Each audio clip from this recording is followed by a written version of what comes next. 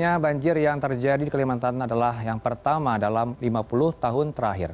Meski banjir terjadi akibat curah hujan yang sangat deras, namun alih fungsi hutan, kebijakan penataan ruang dan tata kelola air juga dituduh menjadi penyebab utama banjir. Untuk mengetahui perkembangan selengkapnya telah bergabung bersama kami peneliti Puslit Limnologi LIPI, ada Pak Iwan Setiawan. Selamat siang Pak Iwan. Selamat siang. Pak Iwan, ini Pak Presiden Selamat siang, Pak. Joko Widodo mengungkapkan sudah 50 tahun Kalimantan tidak dilanda banjir besar. Menurut Anda, mengapa banjir terjadi ini sekarang? Apakah memang selain curah hujan yang cukup tinggi, ada faktor lain, Pak Iwan? Baik, terima kasih. Memang menurut catatan hujannya juga cukup tinggi ya di hari-hari kemarin.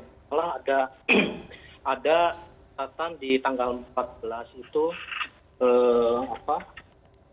catatannya hampir 200.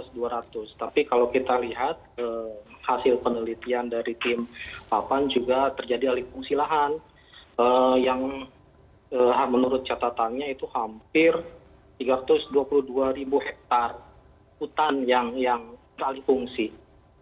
Kemudian juga secara das, memang das di Kalimantan Selatan itu agak berbeda karena di hulunya agak curam juga di pegunungannya itu. Begitu, Pak.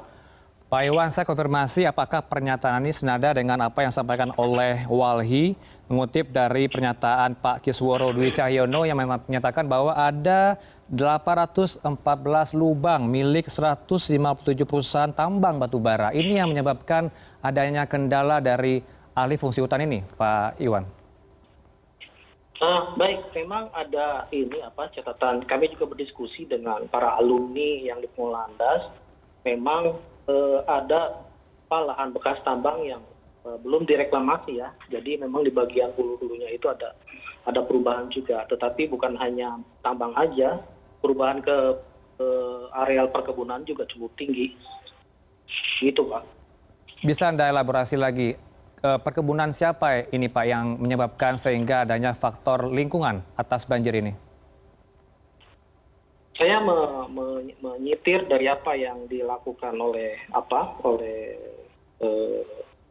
Lapan terkait analisis dari citra satelit. Itu memang pertambahan luas area perkebunan itu cukup signifikan, sekitar 219.000 hektar. Dan itu tapi kami belum bisa mengkonfirmasi apakah itu menjadi perkebunan A atau B. Nah, itu yang belum. Kami butuhkan data yang lebih detail tentunya untuk lebih detail lagi ke arah situ. Ya, tapi kalau LIPI memandangnya ini sebagai kerusakan ekologi sehingga tidak ada resapan air di Kalimantan Selatan, Pak Iwan. Iya, kalau begitu lahannya berubah dari hutan menjadi non hutan, tentunya secara proses infiltrasi hidrologi juga akan berubah juga, akan terganggu juga tentunya. Baik, faktor yang paling besar juga adalah fenomena La Nina. Kita tahu bahwa ini sampai dengan bulan Februari prediksi dari BMKG, apakah ini juga menjadi faktor utama bagi terjadinya banjir ini, Pak, di Kalimantan Selatan?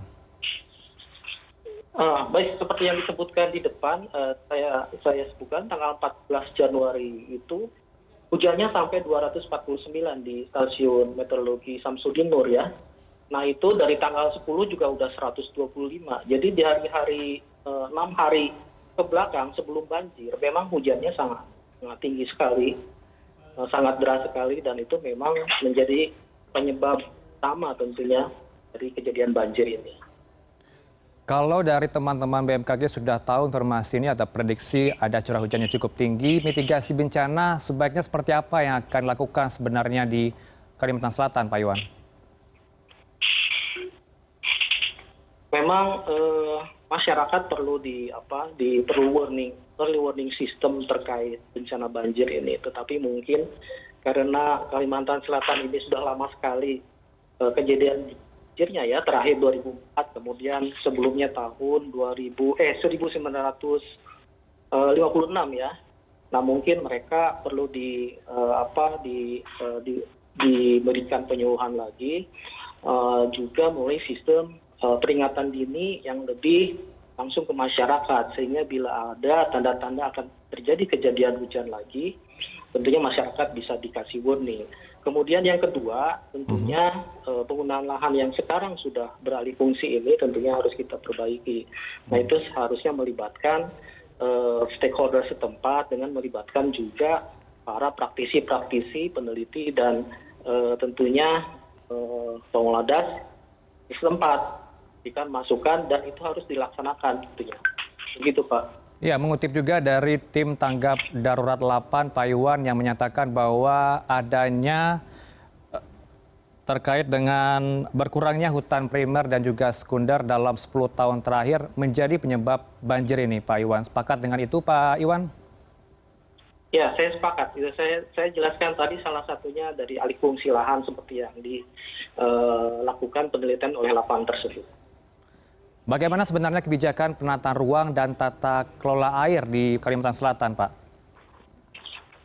Nah, sebenarnya kebijakan-kebijakan itu tertuang di tata ruang, tetapi mungkin ke depan kita harus memasukkan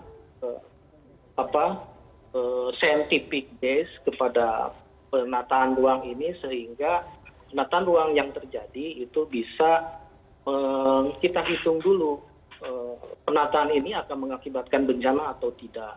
Nah, itu mungkin dengan membagi ruang-ruang di suatu provinsi dengan unit-unit das sehingga kita bisa lihat subdas-subdas mana yang mengakibatkan potensi bencananya seperti apa. Nah, itu bisa dikaji.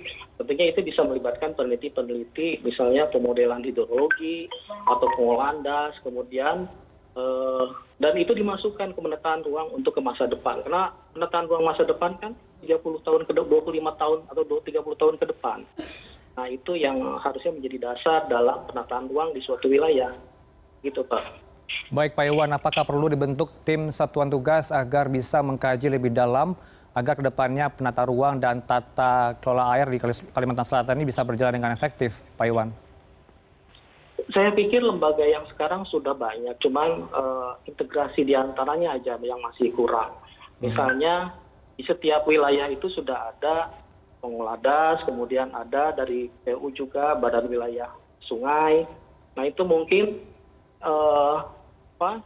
para badan itu harus saling mengisi dengan praktisi dan peneliti yang akan memberikan masukan tentunya untuk memperbaiki lingkungan yang sudah ada sekarang ini.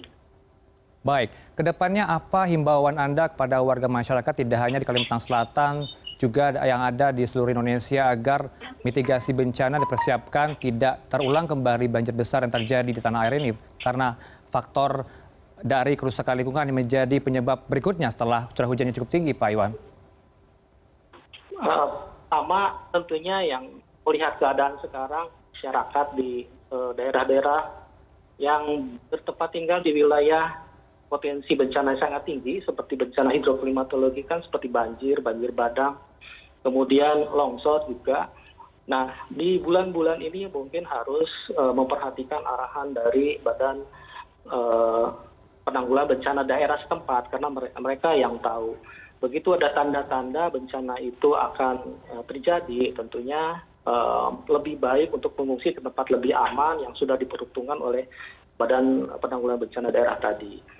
Kemudian ke depan itu penataan tadi yang saya tekankan, penataan ruang itu tentunya harus lebih baik lagi, terutama dalam menjaga wilayah-wilayah yang potensi bencananya sangat tinggi. Karena Indonesia kan kita tahu wilayahnya sangat tinggi dan rentan terhadap bencana. Itu, Mas. Baik, kita harapkan memang BPBD dan juga sejumlah pihak ini bekerja sama agar warning system atau rambu-rambu kepada warga masyarakat bisa diperingatkan, mitigasi bencana bisa berjalan dengan efektif di masing-masing daerah. Terima kasih atas informasinya Pak Iwan Setiawan, peneliti Puslit Limnologi dari LIPI. Selamat siang Pak Iwan. Selamat siang.